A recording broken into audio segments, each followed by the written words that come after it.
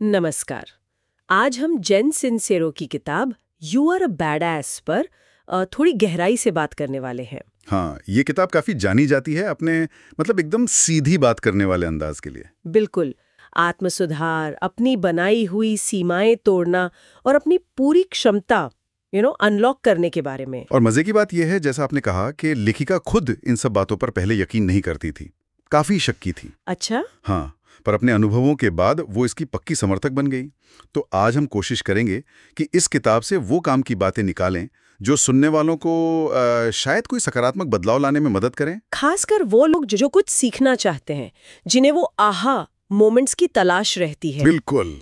तो चलिए पहली और शायद सबसे अहम चीज से शुरू करते हैं, मानसिकता। सिंसेरो कहती हैं कि हमारा सबकॉन्शियस माइंड, मतलब अंदर का मन, वही असली खेल चला रहा है। हाँ, वो मान्यताएं जो शायद बचपन से या पुराने अनुभवों से बन गई हैं, वो आज भी हमें कंट्रोल करती हैं। ये कुछ वैसा है जैसे आप गाड़ी चलाना चाह रहे हैं, पर एक पैर ब्रेक पर है और दूसरा रेस पर। हाँ, ये उदाहरण उन्होंने दिया है। और वो साफ कहती हैं अध्याय 1 और 4 में कि ये आपकी गलती नहीं है कि आप फंसे हुए हैं, पर अगर फंसे ही रहते हैं तो ये आपकी गलती है। और वो अवचेतन मन के उस हिस्से को जो हमें रोकता है, उसे मजाक में बिग स्नूज कहती हैं, BS। हाँ, बिग स्नूज। ये वही है जो हमें हमारे कंफर्ट जोन में, मतलब जहां हम आराम महसूस करते हैं, वहीं रखना चाहता है, बदलाव से डरता है। तो यही है वो अंदर की आवाज जो कहती है, अरे छोड़ो, क्या करना है ये सब। बिल्कुल।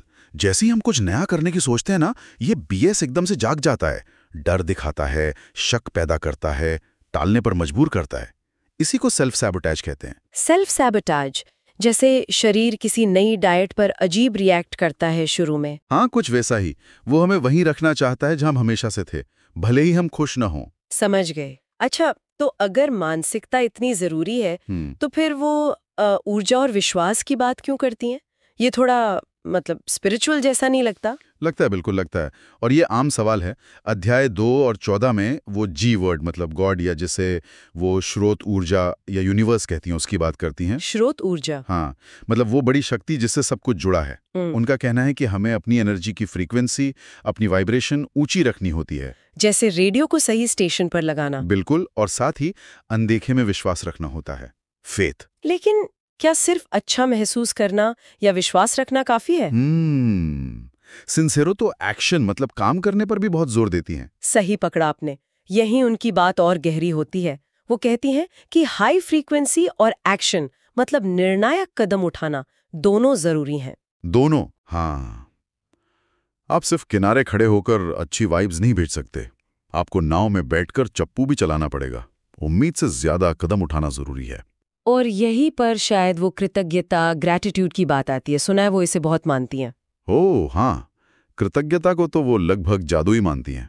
वो इसे कहती हैं महानता का प्रवेश द्वार, गेटवे ड्रग टू ऑसमनेस।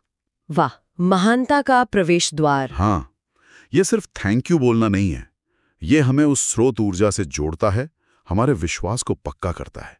और कमाल की बात यह है कि ये हमें उन चीजों के लिए भी आभारी होना सिखाता है जो अभी मिली नहीं है, जैसे कि वो मिल चुकी हों। ये तो सोचने का बहुत शक्तिशाली तरीका है। बिल्कुल, एक बड़ा मानसिक बदलाव है ये।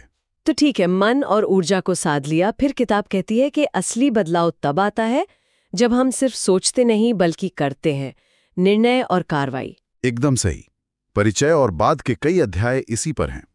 देखिए, जिंदगी बदलने की चाहत रखना एक बात है, और बदलने का निर्णय लेना, डिसाइड करना, बिल्कुल दूसरी। मैं चाहता हूं से मैंने तय कर लिया है तक का सफर। हाँ, और सबसे जरूरी, आपको पूरी प्लानिंग पता होने की जरूरत नहीं है। वो कहती हैं ज्यादातर जवाब सोचने से नहीं, करने से मिलते हैं। करने से मिलते हैं, ये अच्छा लगा। कोई उदाहरण देती हैं वो? हाँ, हेनरी फोर्ड का देती हैं। जब उन्होंने ठान लिया था कि V8 इंजन बनाना ही है, जबकि सब कह रहे थे नामुमकिन है, फोर्ड का वो पक्का इरादा दिखाता है कि जब आप सच में तय कर लेते हैं ना, तो रास्ते निकलने लगते हैं। और इसी से जुड़ा एक और विचार है, परफेक्ट होने का इंतजार करने से अच्छा है कि काम पूरा हो जाए। Done is better than perfect. हाँ, ये तो बहुत सुना है। परफेक्शन के चक्कर में शुरुआत ही नहीं हो पाती कई बार। बिल्कुल, बस शुरू कर दो, चाहे छोटा सा ही कदम क्यों ना हो। ठीक है।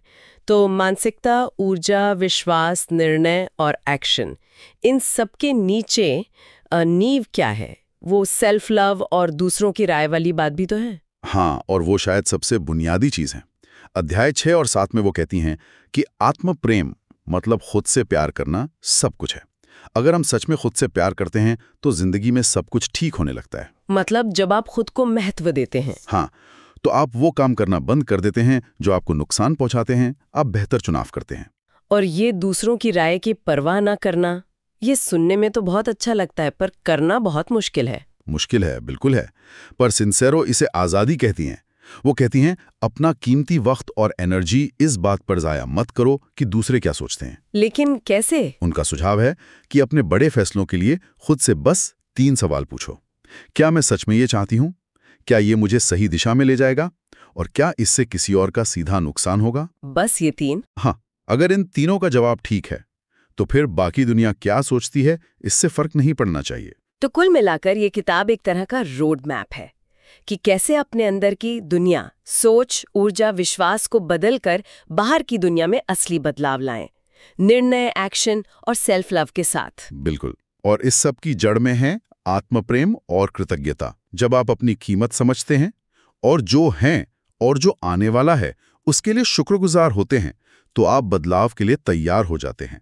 बहुत शक्तिशाली स्थिति है ये। तो आज सुनने वालों के लिए सोचने वाली बात ये छोड़ते हैं, अगर आज अपनी कोई एक लिमिटिंग बिलीफ, कोई ऐसी सोच जो आपको रोक रही है, जिसे शायद आपका बिग स्नूज पकड़ कर बैठा है, उसे बदलना हो, तो वो कौन सी होगी? या फिर वो कौन सा एक छोटा सा कदम है जो आज ही अपने किसी सपने की तरफ बढ़ाया जा सकता है, चाहे वो कितना भी छोटा क्यों ना लगे।